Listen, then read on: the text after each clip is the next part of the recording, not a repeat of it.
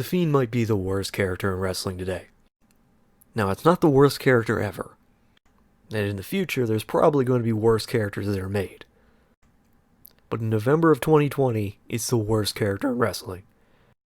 It's the embodiment of everything that's wrong with WWE.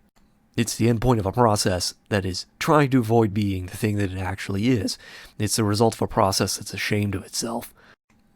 Now, some people rightly believe that it's one of the most refreshing, in fact, different characters in WWE television in years, and you would be right, but different doesn't always mean good. The truth is, after years and years of being spoon-fed very bland characters, it's something different, and that something different makes it appear interesting to us, but that doesn't make it good. Different, after all, can still be just a different flavor of bad, and honestly, after years of being fed white bread, this bread that's green and fuzzy might seem different or even appetizing, but it's still bad.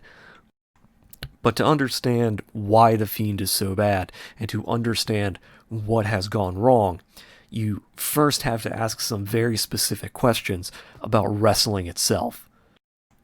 First and foremost, what's the purpose of a gimmick? To put it simply, it's to facilitate conflicts that can be solved in wrestling matches.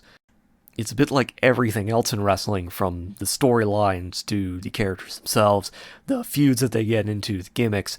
Everything is designed specifically to get them to solve their problems in a wrestling match, in a wrestling ring. And it doesn't really matter if what they're wrestling over is shampoo or the custody of a child. The point is that their goals are being achieved and their problems are being solved in a wrestling match. And so if something's not going to be solved in the ring, if the goal is not to get people to pay to see it, then it's not a good use of your time, or the audience's time for that matter. See, the Fiend is an outgrowth of a bigger problem in WWE, and that's the WWE doesn't want to be seen as a wrestling promoter. It wants to be seen first and foremost as an entertainment producer. It wants to be in the same market as movie studios and other television shows. Any association with, carnival barkers and other old school wrestling ideas needs to be thrown out the window, at least in WWE's mind. But what does this all have to do with the Fiend? Well, the Fiend, in essence, is this mentality distilled into its purest form. It's what happens when you take a character that has nothing to do with wrestling and put it into a ring. Here's a question you need to ask. Why does the Fiend wrestle? Why does the Fiend choose to solve his problems in a wrestling ring? Did the Fiend sign a contract with WWE officials that allows him to wrestle? Does he get on a plane and fly from arena to arena in order to wrestle? The very fact that these questions seem like nonsense is the core problem. It's not a character that makes sense for wrestling any more than Sauron does. It makes as much sense to wrestle as the Kiss Demon in WCW did. But it's also not the first time that Bray Wyatt has been in this situation, because originally he was Bray Wyatt, cult leader. And he had a family that was made up of other large, bearded men. He would cut bizarre, rambling promos about nothing in particular, day after day, year after year. And the problem was that no one knew quite sure what the point of the character was. Now ask yourself this, what did Bray Wyatt actually want? If he was a cult leader, what exactly was the cult that he led centered around? What was the point of him being on television? Was the point that he could grow his following as a cult? If so, he never attempted to do so, except for one time with Daniel Bryan. Was the point to further some other goal? If so, then they never explained it. Was the goal to win titles and prestige? If so, then they never tried to do so. There was no clear idea about what Bray Wyatt was or what he wanted, and so he just meandered around, finally ending up as a joke alongside Matt Hardy. And at one point, he faced The Undertaker at WrestleMania, and in fact, it was The Undertaker who he was most often compared to. But The Undertaker was substantially different, because The Undertaker always had a reason to wrestle. In fact, one of the first things they did was make clear why he was in a wrestling ring when he first showed up. Admittedly, that reason was Brother Love brought him. And essentially, the story went that Love found a large scary man and said, "I will pay you to fight for me," and that was that. And later, he was picked up by Paul Bearer, and Bearer was happy to use him for his own ends, whatever those were. But it didn't matter if he was making a coffin in his workshop or digging a grave. The focus was what he was going to do in the wrestling ring. Because at his core, The Undertaker was a wrestler. And this allowed for feuds and angles to develop with people who weren't like him. It allowed him to feud with men like Steve Austin and The Rock, and other guys like Kurt Angle or Randy Orton, despite none of these people being supernatural in nature. It allowed him to both be supernatural without seeming like he didn't belong in the ring. Wyatt, meanwhile, has never done that. He's never seemed like he had any reason to be wrestling. And after years of this confusion, it seemed like this was going to be different, like he figured something out. But unfortunately, the problems reared their head almost immediately, because the first thing he did was show videos of him playing a knockoff children's show host. And again, the alarm bells go off. What reason does this character have to be in a wrestling ring? Turns out he didn't have one any more than Matt Striker did in WWE's version of ECW. Because a television show host that mutilates puppets on camera has no reason to get into a wrestling ring. And he has no reason to solve his problems through wrestling. But of course, this was just a setup, or at least that's what we were told. Aside from that time that he wrestled as himself, of course. Now, the real character was the Fiend. See, he wore a mask, and he carried a lantern with Wyatt's face on it. And he ostensibly had some reason to be in a wrestling ring. What that reason is, nobody knows. What we do know is that he was popular, which isn't surprising because he's unlike anything else that's on WWE TV. He is, as I've described him, the green furry bread in comparison to all the other white bread that WWE puts out. But the core problem of him not having a reason to be in a wrestling ring continues. But WWE didn't care, and so as a result, they slingshotted him into a title program almost immediately. But WWE doesn't know how to do anything with a character like this anymore, and neither does Bray Wyatt, so they immediately made it stupid. You see, their idea to make it supernatural was to bathe the whole thing in red light, which, honestly, is not all that different from them beaming maggots onto the ring. And it didn't help that their great idea was to put it in a Hell in a Cell match and then not have a finish. Because, while Vince Russo may not have booked it, his mentality is still alive and well to this day. And to their credit, they did at least give The Fiend the title eventually, but there was a problem. Because, again, The Fiend has no reason to get titles and has no reason to engage in wrestling feuds. And as a result, they didn't know what to do with him. So they went with the next best thing that they could think of. And that was to pull Jeff Hardy in TNA and give him his own hideous belt, which existed for one reason and one reason only, and that was to sell really ugly and really expensive Fiend belts on the WWE store. But unfortunately for the Fiend, WWE didn't know what to do with a character who has no business being in a wrestling ring, especially not before their biggest show of the year. You can't have your top title be controlled by somebody who has no business being in a wrestling ring and has no interest in wrestling. And so WWE did what it always does, and they put it on a much older and much more over person. Yes, WWE stuck the title on Goldberg, so they didn't have to pretend to care about the Fiend anymore.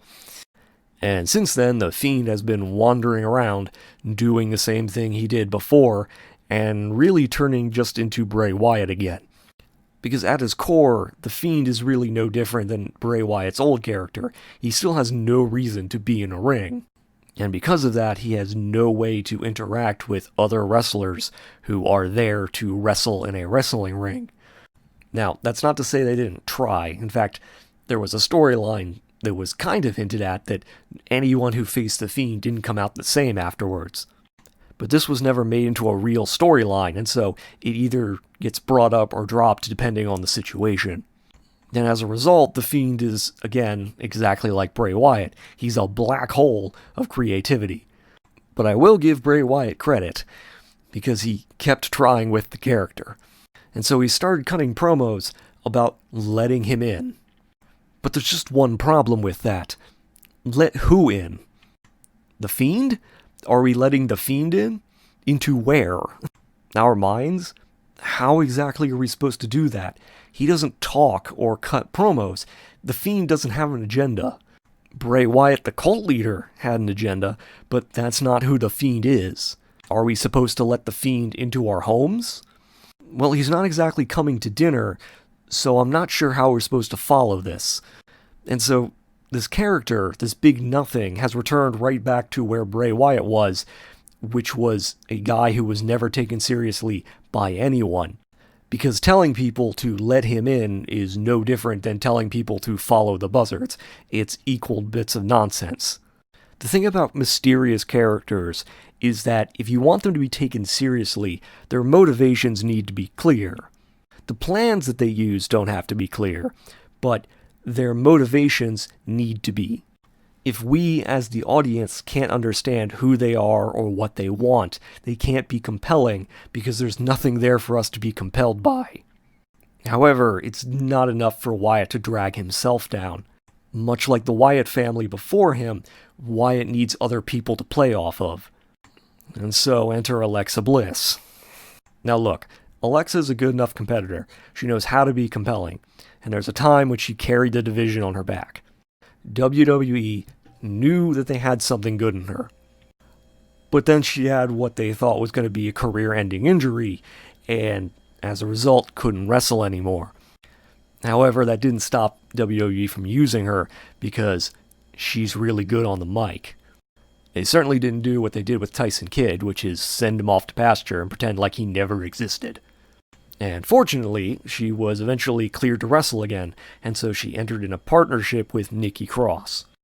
And that partnership didn't go anywhere, and I'm tempted to assume they only did this because Cross herself had nothing better to do, since Sandy's members were either not being used or released.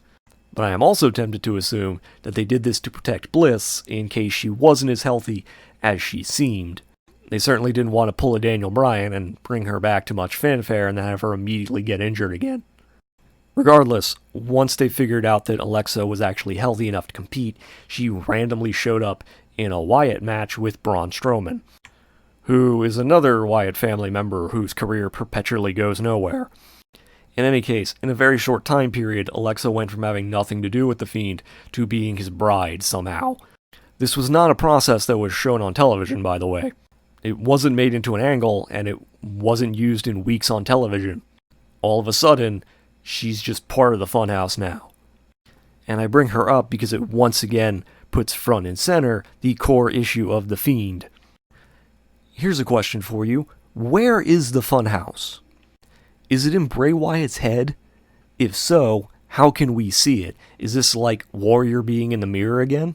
Now, other people have been in it before, but it didn't make sense then either. And Seth Rollins trashed the place once, so there's that. But with WWE being in the same building every week right now due to the pandemic, does that mean he just set up a room and he lives there now? And if it's not in his head, then how do the puppets talk and move? Does he have random people manipulating the puppets? And if the reason they move is because it's in his head, then how is Alexa there? Is the Fiend psychic? Is this some, psychic projection realm that we're seeing?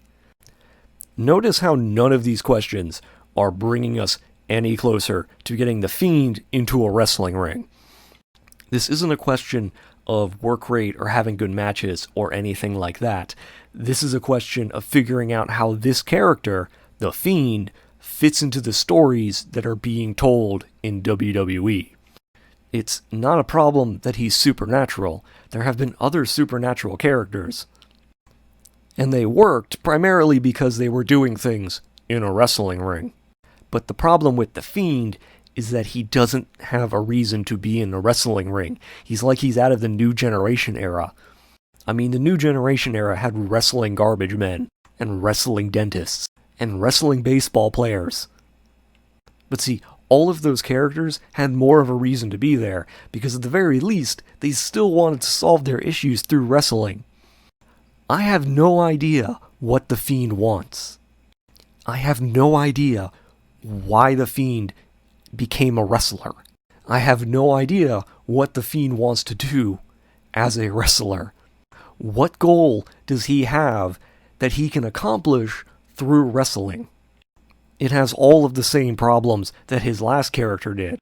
It's just him with a new coat of paint, because he hasn't fixed the core problem that his last character had. Until he finds a reason to put his character into a wrestling ring, until he finds a reason to have his character solve problems through wrestling, until he finds a reason for his character to do anything, he's still going to be the most out-of-place character in WWE. And because he's out of place, and because he doesn't go anywhere with anything that he does, I consider him the worst character currently in WWE.